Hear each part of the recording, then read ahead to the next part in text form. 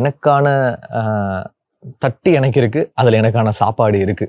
So இங்கே எல்லாருமே தேவை. யாரோட இடத்தையுமே யாருமே பிடிக்க முடியாது. அவங்களுக்கான இடம் தனியாக இருக்கு. அது ஆடியன்ஸ் அவங்கள என்கரேஜ் பண்ணுவாங்க. அதில் அவங்க வளர்ந்துக்கிட்டே வருவாங்க.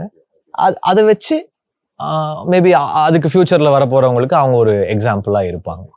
So no comparisons, there is no one like another person. You can't be another person.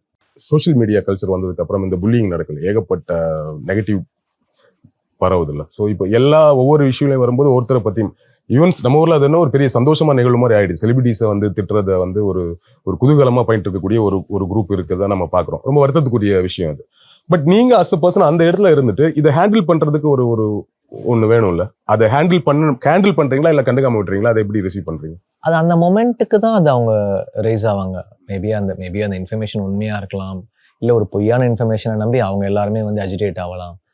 அது அந்த மொமெண்ட்ரி தான். அது நம்ம ரொம்ப இது வச்சுன்னா ஒரு 3 நாள் ஆற போடுங்க, வராதிங்க ட்விட்டர் பக்கம், அவ்வளோதான். அது பெருசாக சீரியஸாக எடுத்துக்கிறது இல்லை, மைண்டுக்குள்ளே எடுத்துக்கிறது இல்லை.